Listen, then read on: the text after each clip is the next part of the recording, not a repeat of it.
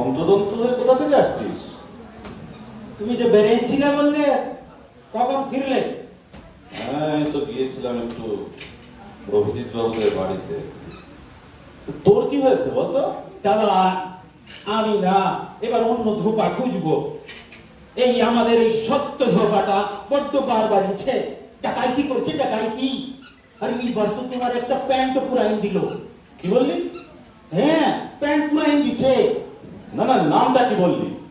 সত্য, চেনো রে? সত্য? সত্য? Thank you Gopal.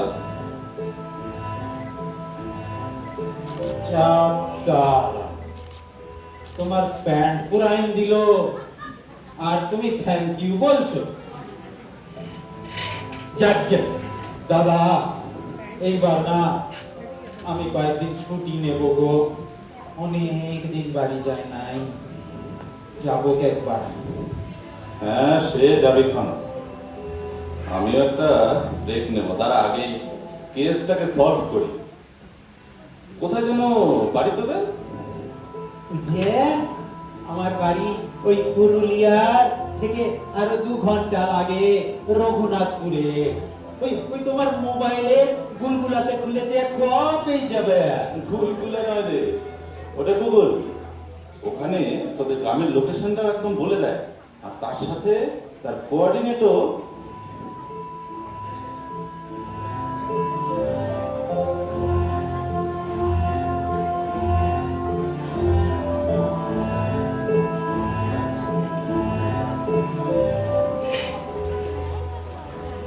গোপাল, তোর ভ্যালুটা তুই নিজেও বুঝলি না। যা, একটা ভালো করে চা করে আন দেখি।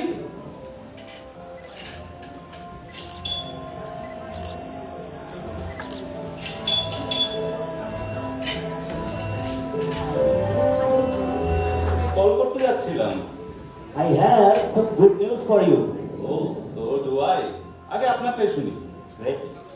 Actually, রূপসার কল এসেছিল, আর রূপসার কল থেকে এটা জানতে পারলাম যে এই অভিজিৎ বাবু আর দেবব্রত বাবু এক বাল্য বন্ধু আছে, আর তিনি ওই ম্যানুস্ক্রিপ্টগুলোর ব্যাপারে অনেক কিছু জানতেন। আর ওই বাল্য বন্ধুর নাম সত্য। আপনি কি করে জানলেন? কবিতাটার একটা লাইন থেকে। কবিতার নাম? সত্যই দেবে সত্যের খোঁজ। এই প্রথম সত্যটা একটা নাম, আর দ্বিতীয় সত্যটা কিছু একটা ইঙ্গিত। তবে আমার ডাউটটা কনফার্ম করে গোপালের ওই সত্য ধোপা। গোপালের সত্য ধোপা? যাই হোক, এটার নাম সত্যব্রত আর ডাক নাম সত্য। আর এই দুটো পরিবারের কাছে উনি এই সত্য নামে বেশি পরিচিত ছিলেন। গোপাল, আরেক কাপ চা। আর আজকে যখন ইনফ্যাক্ট অভিজিৎ বাবুর বাড়িতে আমরা সকালবেলা গিয়েছিলাম, তখন হয়তো আপনি ওই জিনিসটা লক্ষ্য করে থাকবেন, ওনার বাড়িতে একটা ফটো ফ্রেমে ওই সত্যবাবুর একটা ছবি আছে। আর ওখান থেকে আর কি জানতে পারলাম, কিন্তু মুশকিলটা হচ্ছে কোনো হদিশ পাচ্ছি না। ইনফ্যাক্ট আমি লোক লাগিয়েছি, কিন্তু দেখা যাক কি করে বের করা যায়। আমি তো কোয়াইট শিওর এদিকেই খুলি, এনাকে নিজে বের করতেই হবে। ব্যাঙ্গালোরের কাছে একটা গ্রাম আছে, নাম মারাসানাপাল্লি। ওখানে যেতে হবে আপনাকে। আমার বদ্ধমূল ধারণা যে সত্যকেও ওখানেই পাওয়া যাবে। এতটা শিওর হয়ে কি করে বলছি না? দেখুন, কবিতাতে বলা আছে শুভ শহরের নিকট। হ্যাঁ, ব্যাঙ্গালোরকে আগে কল্যাণপুরি বলা হতো, মানে অসপিশিয়াস সিটি, যার বাংলা করলে দাঁড়ায় শুভ শহর। এবার মারাসানাপল্লী? এবার সেই চাবি রিং থেকে পাওয়া নাম্বারগুলো মনে করুন দেখি। দাঁড়ান, ওটা তো ছিল 13568। এই 1 আর 3 এর পর যদি একটা ডট বসানো হয় তাহলে এটা হয়ে যায় 13.568, হ্যাঁ। যেটা হলো একটা কোঅর্ডিনেট। আর একটু গুগল করলে জানতে পারবেন যে এই লোকেশনে একটি মন্দিরে একজন বাঙালি বাবা অনেক দিন ধরে রয়েছেন। বাঙালি বাবা? দাঁড়ান, কোথাও না একটা ভুল হচ্ছে। আপনি বললেন এটা একটা কোঅর্ডিনেট, কিন্তু কোঅর্ডিনেট তো আমরা জেনারেলি ল্যাটিটিউড আর লংগিটিউড দিয়ে বুঝি। সে একটা নাম্বার থেকে আপনি কি করে ডিরাইভ করছেন? সেটাও আছে। আরেকটা নাম্বার হলো 22.78, কারণ এই বইয়ে কবিতাটা আছে 78 নাম্বার পেজে 22 নাম্বার লাইনের পরে। এটাই ছিল স্যারের ইন্ডিকেশন। দাঁড়ান, তার মানে ওই 13.568 আর 78.22, and it's a coordinate, and the coordinate leads to Marasanapalli. Brilliant! আমি এক্ষুনি বেরোচ্ছি, দেখি ব্যাঙ্গালোরের কোনো ফ্লাইট পাই কিনা। আজকেই পৌঁছাতে হবে মারাসানাপল্লি। আপনি যান, আমিও কিছু কাজ ছেড়ে দিয়ে থাকে। আমাকে আপডেট দেবেন, ওখান থেকে কল করবেন আমাকে। নিশ্চয়ই, আমি বেরোই তাহলে। এক মুহূর্ত টাইম ওয়েস্ট করা যাবে না। সত্যব্রতকে আমি পেয়ে গেছি, but I am pleasantly surprised. কিন্তু আবার I am back to square one. অঙ্ক সব মিটে গেছে। অঙ্ক আমার কাছে পুরোটাই পরিষ্কার। এসপি, আপনি নিয়ে আসুন ওনাকে কলকাতায়, আর কাল আমার বাড়িতে সবাইকে ডেকেও নিন। ওখানে আমি সব অঙ্ক মিলিয়ে দেব।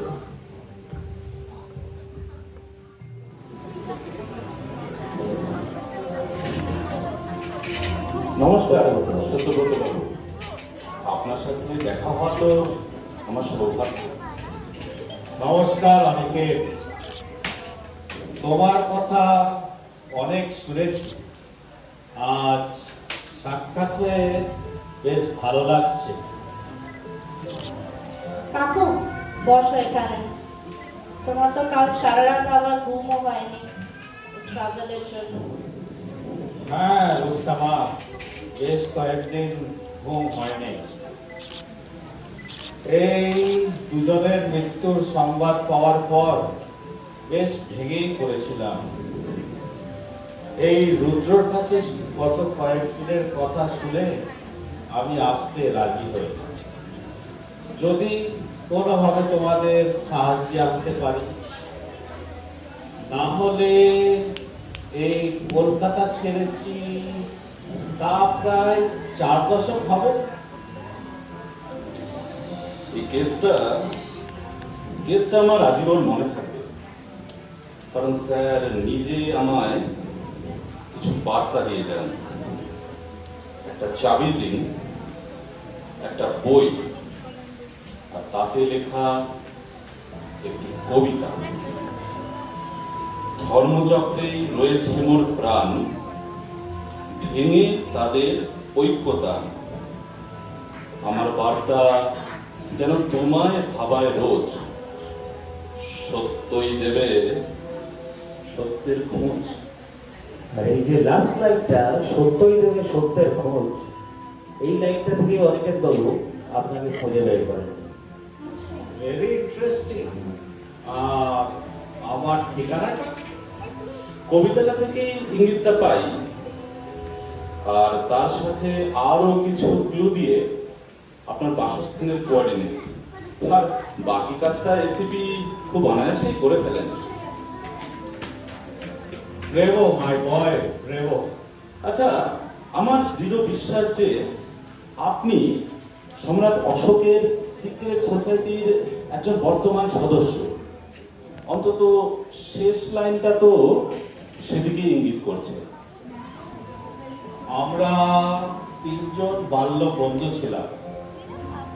ওরাই আমাকে এই সিক্রেট সোসাইটির সদস্য হতে অনুরোধ করে। অনেক ভেবে তবেই আমি রাজি হই। ও কাকু, তুমি না মেম্বার ছিলে নাকি? হ্যাঁ, আমি তো জানতামই না। এই আমাদের এটা গোপন রাখা এসেছিল সম্রাট অশোকের প্রধান আদেশ। তবে আমার ধারণা দুটো খুনি এই ম্যানুস্ক্রিপ্টের জন্য হয়ে থাকলেও খুনি এখনো অরিজিনাল ম্যানুস্ক্রিপ্টটা হাতে পায়নি। আরে শিওর? আই এম শিওর, কারণ ওটা আমার কাছেই রাখা আছে। তাই নাকি? এক্সেলেন্ট। ওটা আমার এক ভল্টে রাখা আছে, কিন্তু প্রবলেমটা হচ্ছে ওটা উদ্ধার করার উপায় আমার জানা নেই। ইচ্ছে থাকলেও তোমাদের জন্য আনতে পারলাম না। ওটা ওটা উদ্ধারের দায়িত্ব আমার। এসিপি, আপনি সকলকে ডাকুন এবার। এই রহস্যটা মীমাংসা করার সময় হয়ে গেছে। নিশ্চয়ই। তাহলে আমি একবার ভেতরে যাই। ও হ্যাঁ, তোমার জন্য ব্যাগে একটা উপহারও আছে। চলো কাকু।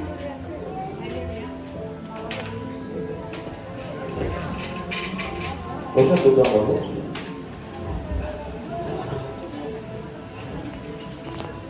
সাবিত্রী আর মলিনা আসছে তো? এসো।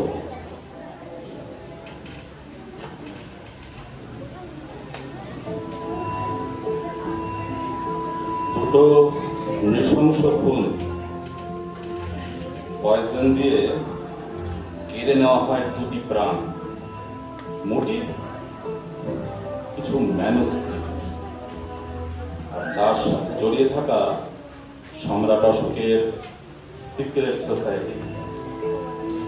আর মৃত দুজনেই এই সিক্রেট সোসাইটির মেম্বার। তার সাথে যুক্ত হয় ওনাদেরই এক বাল্যবন্ধু সত্যবাবু। এই কেসটা আমায় অনেক কিছু শিখিয়েছে, বিশেষ করে ভারতের ইতিহাসের ব্যাপারে। আর এটা বলতে আমার ভালো লাগছে যে কেসটা আমি সলভ করতে পেরেছি। খুনি আজ আমাদের মধ্যে আছে। কি বলছো? এখানে কে কে বলুন, আমি এক্ষুনি অ্যারেস্ট করছি। Patience SP, patience. খুনি এখানেই আছে, পালিয়ে বাঁচবে না। যেদিন আমি প্রথমবার বাড়ির সকলের সাথে কথা বলি, সেদিন একটা বিষয় আমার খটকা লাগে। সবাই কাউকে না কাউকে সন্দেহ করছে। বাবু কি বলছে? আমরা কেন কাউকে ফোন করতে যাব? ও মা গো! এই, তুমি এত কেন উত্তেজিত হয়ে পড়ছো? উনি কি একবার বলেছে তুমি ফোন করেছো? গুড পয়েন্ট আছে। খুনটা হয়েছে পয়জন দিয়ে, মানে গায়ের জোরের কোনো প্রয়োজন পড়ে, ফলে মহিলাদের দ্বারা খুনটা করা সম্ভব। ও, তার মানে তো এই মহিলা মানে সাবিত্রী আর মলিনা। এসএবি অ্যারেস্ট করুন ওদের। আমি কনক্লুড করিনি পয়জনটা পুরুষরাও দিতে পারে। ও, তার মানে তো এই ড্রাইভার রামকৃষ্ণ এও সন্দেহের উঠে না। আমি পুরুষ বলেছি, আর সেই তালিকায় ভেবে দেখলে আপনিও পড়েন। কি বলছেন আপনি?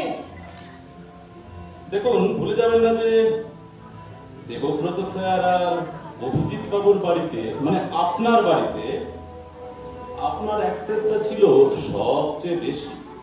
তাই এদের পক্ষে অভিজিৎ বাবুকে খুন করাটা কম্পারেটিভলি টাফ।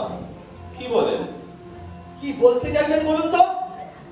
হ্যাঁ, মানছি এগুলো কোনো কংক্রিট এভিডেন্স নয়, তাই আপনি একটু ধৈর্য ধরে বসুন, ঠিক আছে? দাঁড়ান দাঁড়ান, মহিলা মানে তো সাবিত্রী আর মলিনা, আর পুরুষ মানুষ মানে বিক্রমবাবু আর রামকিশোর। কেন? রূপসা? রূপসাও তো মহিলা, আর সত্যব্রত বাবু পুরুষ। দেখলেন না কেমন তাড়াহুড়ো করে ভিতরে চলে গেলেন উপহার আনবেন বলে। আর রূপসার সাথে দেবব্রত স্যারের মতবিরোধটা বোধহয় ভুলে যান। ব্যাপারটা ক্রমশই কমপ্লেক্স হয়ে যাচ্ছে, আপনি প্লিজ তাড়াতাড়ি একটু কন্ট্রোল করুন।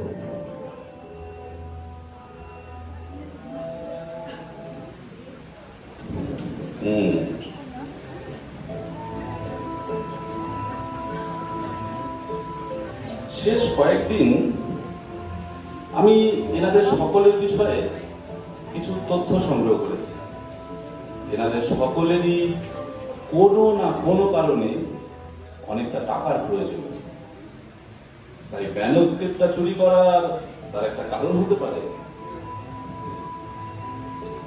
আচ্ছা মলিনা, হ্যাঁ বাবু। তুমি তো এটা গোপন করে গেছো যে তোমার পরের জুয়া খেলার শখ, আর তার জন্য বাজারে প্রচুর দেনা। তা আছে বাবু, তাই বলে আমি খুন করব? 20 বছর ধরে আছি আমি এই বাড়িতে, নেব খারাপ আমি নই বাবু, খুনি তো নই।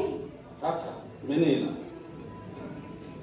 আর সাবিত্রী, তুমিও এটা গোপন করে গেছো যে তোমার বাড়িতে একজন অসুস্থ মা আছেন, একেবারেই পঙ্গু, তার চিকিৎসার জন্য অনেকটা টাকার দরকার। হ্যাঁ মানছি সরকারি হাসপাতালে ওনার চিকিৎসা হচ্ছে, কিন্তু টাকাটা প্রয়োজন। ম্যানুস্ক্রিপ্টটা হাতিয়ে এই টাকাটা পাওয়া খুব সহজ ছিল, তাই না? বাবু কি বলছেন? আমি জানি আমার মা অসুস্থ, সে বেশি দিন নেই, কিন্তু তা বলে খুন করে তার চিকিৎসা করব? বিবেক বলে কি কিছুই নেই? আচ্ছা হতে পারি আমি কাজের লোক। ঠিক আছে, মেনে নিলাম। তোমাদের দুজনের কথাই মেনে নিলাম। তোমরা তোমরা এখন আসতে পারো। এসবি, এই মলিনা বা সাবিত্রী এরা কেউই খুনি নয়। এই খুনের মোটিভ, হিস্ট্রি আর মার্ডারার, এই তিনটাকে ইলাবোরেট করতে আমার চাই সত্যব্রত বাবু ও রূপসাকে। সত্যবাবু,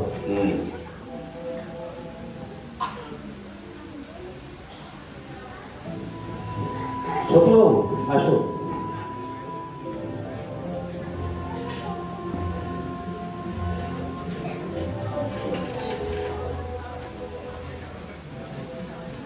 যেদিন আমি বাড়ির সকলের সাথে প্রথমবার কথা বলি, সেদিন একটা বিষয়ে আমার খটকা লাগে। সবাই কাউকে না কাউকে সন্দেহ করছে, আর সেটাই স্বাভাবিক, শুধু একজনকে ছাড়া। রামকিশোর, হ্যাঁ স্যার। তোমার বাড়ি তো ঝাড়খণ্ডের হাজারিবাগে। হ্যাঁ স্যার। মিথ্যে কথা। তোমার যখন জন্ম তখন ঝাড়খণ্ড রাজ্যের সৃষ্টি হয়নি। আপনি কি বলছেন? হাজারিবাগ তখন বিহারের অংশ ছিল। রাইট। আপনি বলতে গেছেন রামকিশোর খুন করেছে? আরো কিছু অবজারভেশন আছে। Sorry sorry, carry on. আচ্ছা বিক্রম বলো, আপনার নামটা তো বিক্রমজিৎ হওয়া উচিত ছিল। আপনার পরিবারের পূর্বপুরুষরা সকলেই তাদের নামের শেষে জিতটা লাগান। যেমন আপনার বাবা অভিজিৎ, তার বাবা যেমন ইন্দ্রজিৎ, তার বাবা রুদ্রজিৎ। তো আপনার নামের শেষে জিতটা নেই কেন? আমি যেদিন আপনার বাড়ি যাই সেদিন আপনার পূর্বপুরুষদের আঁকা পোর্ট্রেট গুলো আমি দেখি, বেশ শার্প ফিচার্স। তাদের সাথে আপনার চেহারার কোনো মিল নেই। এমনকি তাদের হাইটেরও আপনি ধারে কাছে আসেন না। এগুলো কি নিতান্তই কাকতালীয়, না এর কোনো কারণ আছে? আপনি ঠিক কি মিন করতে চাইছেন বলুন তো? আমি যেটা বলতে চাইছি সেটা হলো, আপনি অভিজিৎ বাবু দত্তক পুত্র। ডিএনএ রিপোর্টটা আমার কাছে আছে। তবে প্রশ্ন হলো, আপনি সেটা গোপন কেন করেছিলেন? সেগুলো জেনে আপনি করতেন না নাকি? আর তাছাড়া খুনের সঙ্গে এর সম্বন্ধটা দেখি। সম্বন্ধ আছে। সম্বন্ধ হলো আপনার অতীত। কলকাতার একটি অনাথ আশ্রমে আপনি বড় হন। আশ্রমের এক সঙ্গীকে নিয়ে চুরি চামারি করে বেড়াতেন। তাই আশ্রমের মহারাজ আপনাকে তুলে দেন অভিজিৎ বাবুর হাতে। ভেবেছিলেন আপনি মানুষ হবেন, কিন্তু হননি। আপনি এত কিছু জানলেন কি করে? জানাটাই তো আমার পেশা এসপি। তবে সেই আশ্রম আজ আর নেই, কিন্তু আশ্রমের মহারাজ তিনি আমাদের মধ্যে আছেন, স্বয়ং সত্যবাবু। তাই না সত্যবাবু? হ্যাঁ, ঠিকই বলেছে অনিকেত। এই বিক্রম আর ওই রামকিশোর, এরা দুজনেই আমার আশ্রমে পালিত। আমারই অনুরোধে অভিজিৎ এই বিক্রমকে অ্যাডপ্ট করে। সেদিন কি জানতাম আজ এদিন আমায় দেখতে হবে। আর ওই রামকিশোর তো আশ্রম ছেড়ে পালিয়ে যায়। আজ এরা দুজনে আমায় চিনেও চিনতে পারছে না। সব আমি খুন করি না। না, খুন তুমি করনি।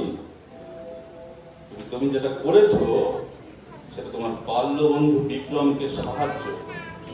প্রথমে বাড়ির গ্যারাজের শাটার আলতো করে রেখে, আর তারপর বিক্রমেরই গাড়িতে তাকে নিয়ে পালিয়ে যেতে। এর এভিডেন্স আছে, থ্যাঙ্কস টু গলির চায়ওয়ালা। কি বলতে চাইছেন? আমি খুনি? আমি খুন করেছি? হ্যাঁ, আপনি খুনি, আর তার প্রমাণও আছে। 3টে। প্রথম, আপনার বলা মিথ্যে কথা। বর্ধমান আপনি যাননি, কারণ শক্তিগড়ের টোলের সিসিটিভিতে আপনার গাড়ির দেখা নেই। 2, দেবব্রত স্যারের বাড়িতে ফেলে আসা আপনার ফিঙ্গারপ্রিন্ট সব আপনি মুছে ফেলতে পারেননি, ইনক্লুডিং গ্যারাজের শাটার। মনে রাখবেন, এগুলোর কোনোটাই কিন্তু এভিডেন্ট নয়, লিগালি ভীষণ উইক। আচ্ছা, তাহলে 3 নম্বরটা শুনে নিন। সেদিন ওই অ্যান্টিক ব্যবসায়ীকে যিনি ওই ঠোঙা নিয়ে এসেছিলেন, তাকে একজন খুব কাছ থেকে দেখেছিল, মলিনা। তার মতে সেই অ্যান্টিক ব্যবসায়ীর একটি মুদ্রা দোষ ছিল, পানা চানা। সেদিনও সে পানা চাচ্ছিল। মলিনা আরো দেখেছিল যে ওই অ্যান্টিক ব্যবসায়ীর বাম পায়ে 6টি আঙুল। ইনফ্যাক্ট ইন্টারোগেশনে বলি না, এই পয়েন্টটা আমাদের বলেও ছিল। সেদিন থেকে দেখছি আপনি মোজাটা সব সময় পরে থাকেন, এমনকি আপনার নিজের বাড়িতেও। এবার আপনার বাম পায়ের মোজাটা খুলুন দেখে একটু। বিক্রম বাবু, আপনি নিজের অজান্তে এই অকাট্য এভিডেন্সটা আমাদের দিয়ে গেছেন। বলুন মজাটা পালার চাকরি না।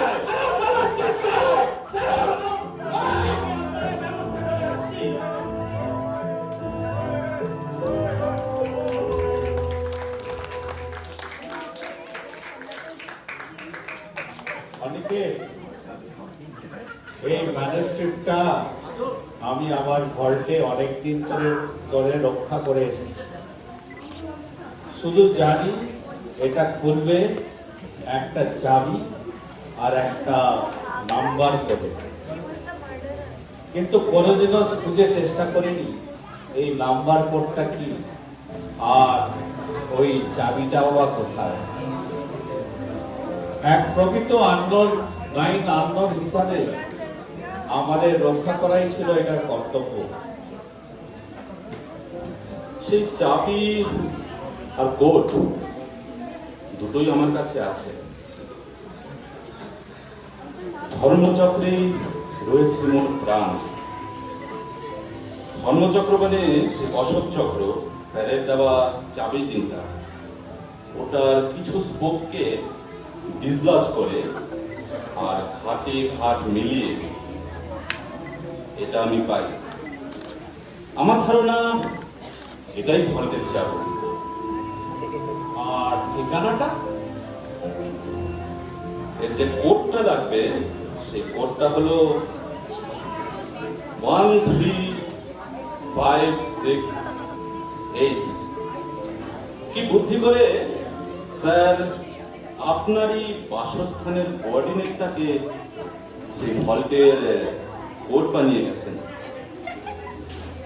এক্সেলেন্ট অনিকেত, আজ বুঝতে পারছি তুমি দেবব্রতর প্রিয় ছাত্র কেন।